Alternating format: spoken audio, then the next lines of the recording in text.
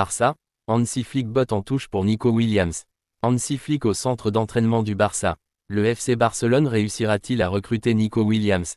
Courtisan déclaré de la star de 22 ans de l'Athletic Bilbao, le club catalan se sait très concurrencé, notamment par le PSG. Tout juste arrivé à la tête des Blaugrana, Hansi Flick ne dirait pas non à un tel renfort. Mais au moment d'évoquer ce dossier, l'Allemand a botté en touche. Ce que j'ai appris dans ce travail, c'est que Nico n'est pas un joueur du Barça et que je n'ai rien à dire à ce sujet. Il joue pour un autre club et je me concentre sur mon équipe. Je ne peux rien ajouter de plus, a-t-il confié en conférence de presse. Kepa attend le Real Madrid. Punto, publié le 25 juillet 2024. Partagé. Kepa, Getty Images. Partagé. Le gardien espagnol avait dit au revoir au Bernabéu, mais il n'est maintenant pas impossible qu'il rempile. Tout va dépendre de l'U1. Comme la saison dernière, le Real Madrid va devoir évaluer la situation de ses gardiens de but, avec Courtois comme certitude, l'inconnu pour l'U1 et les envies de Kepa de revenir dans la capitale espagnole. Thibaut Courtois est revenu en pleine forme après sa rupture du ligament croisé du genou gauche, a pu disputer sans problème plusieurs matchs de Liga et la finale de la Ligue des Champions à Wembley, et sera sans aucune discussion le titulaire dans les cages pour la saison à venir. Derrière, il y a l'U1, mais la situation de l'Ukrainien est incertaine. Avec son retour au travail 2 semaines avant ce qui était prévu, il a semblé envoyer un message à sa direction, à savoir que son intention était de rester pour assumer le rôle de numéro 2. Mais son agent, Jorge Mendes, a envoyé des signaux qui n'ont pas été clairs à cet égard. Il lui reste 1 an de contrat et la possibilité de son départ est réelle, ce qui obligerait Madrid à lui trouver un remplaçant. C'est là qu'on en ressort, celui de Kepa. Le Basque a passé la saison dernière en prêt à Madrid, une saison au cours de laquelle il a tout connu. Il est arrivé en remplacement de Courtois et a été directement titularisé, mais un problème musculaire lors de l'échauffement d'un match de la phase de groupe de la Ligue des Champions contre Braga a ouvert la porte à l'U1. Une période d'alternance s'en est suivie, avant que Carlo ne tranche définitivement en faveur de l'Ukrainien. Kepa a fini par être relégué sur le banc, mais il n'a pas eu de mauvais gestes et a apporté sa contribution depuis sa place, notamment lors de la séance de tir au but contre City en quart de finale de la Ligue des Champions, au cours de laquelle il a averti l'U1 qu'il était préférable de rester au centre du but lorsque Bernardo Silva s'était lancé. L'expérience de Kepa à Madrid, même si elle n'a pas été satisfaisante sur le plan sportif, l'a été sur le plan général. Le gardien s'est senti à l'aise dans le club, dans le vestiaire et a pu participer à un doublé historique Liga LDC. Il est actuellement à Londres, où il a encore une année de contrat avec Chelsea, et travaille quotidiennement, mais séparément du groupe. En outre, le gros de l'équipe de Chelsea est parti hier pour les États-Unis pour la tournée d'été. Ils affronteront Madrid les 6 et 7 août au petit matin à Charlotte, et Kepa, qui a l'autorisation du club anglais de chercher une destination pour la saison prochaine, n'est pas monté dans l'avion. Tout indique que Chelsea ne s'opposera pas à un nouveau départ. Le portier espagnol sait toutefois que revenir au Real s'agit pour l'instant d'une possibilité très éloignée, notamment parce qu'elle dépend d'un élément qui n'est pas du tout entre ses mains, le départ de l'U1. Pour cela, l'Ukrainien doit présenter à Madrid une offre jugée satisfaisante, ce qui n'est pas encore arrivé. Kepa reçoit lui aussi des propositions mais il les garde de côté. Il veut attendre de voir si la situation à Madrid se débloque. Rudiger répond à l'offre énorme de l'Arabie Saoudite. Antonio Rudiger est un joueur courtisé par l'Arabie Saoudite et il a reçu une offre alléchante cet été. Le Real Madrid a perdu Nacho et lui a rendu un vibrant hommage ce mercredi. Lenny Yoro est finalement parti du côté de Manchester City et David Alaba est encore blessé pour quelques mois.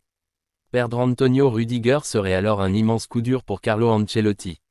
L'Allemand sort en effet d'une saison très complète entre ses 48 matchs avec le Real Madrid puis son Euro également solide malgré l'élimination face à l'Espagne. Il est peu discuté que le Madrilène soit l'un des meilleurs centraux du monde actuellement, pour ne pas dire le meilleur. L'appel de l'Arabie Saoudite. À 31 ans, Antonio Rudiger est au meilleur de sa carrière sans aucun doute mais on pourrait entendre qu'il veuille lui aussi vivre un peu plus, tranquillement, après avoir tout gagné avec le Real Madrid et ça tombe bien puisqu'il a reçu cet été une offre de Al Ittihad avec un salaire avoisinant les 12 à 13 millions d'euros par saison. Néanmoins, Fabrizio Romano l'affirme, Rudiger n'a aucune intention de quitter le Real Madrid cet été et n'est pas intéressé par les offres en provenance de l'Arabie Saoudite. Le club madrilène n'est pas non plus ouvert à l'idée de le laisser partir compte tenu de la situation. En l'état, l'Allemand est en effet la seule assurance de Carlo Ancelotti puisque David Alaba est blessé. Jesus Valiero n'a joué que 11 matchs ces 2 dernières saisons et Eder Militao n'a pas encore récupéré sa meilleure version après sa rupture des ligaments croisés. Le FC Barcelone passe à la vitesse supérieure pour Dani Olmo. Dani Olmo célèbre face au Brésil. Silencieux depuis le début du mercato, le FC Barcelone va devoir passer la seconde pour pouvoir renforcer l'effectif de son nouvel entraîneur, Hansi Flick. Actuellement, les cibles revenant le plus du côté du club catalan sont Nico Williams, ailier de l'Athletic Club, et Dani Olmo, milieu offensif du RB Leipzig.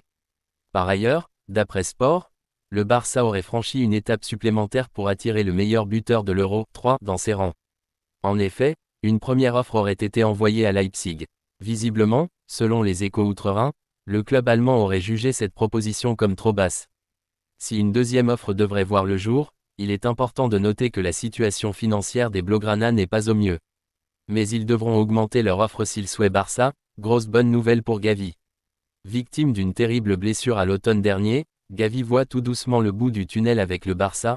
En novembre dernier, le Barça subissait un énorme coup dur avec la grosse blessure de Gavi, le milieu de terrain victime d'une rupture du ligament croisé antérieur du genou droit et une suture méniscale.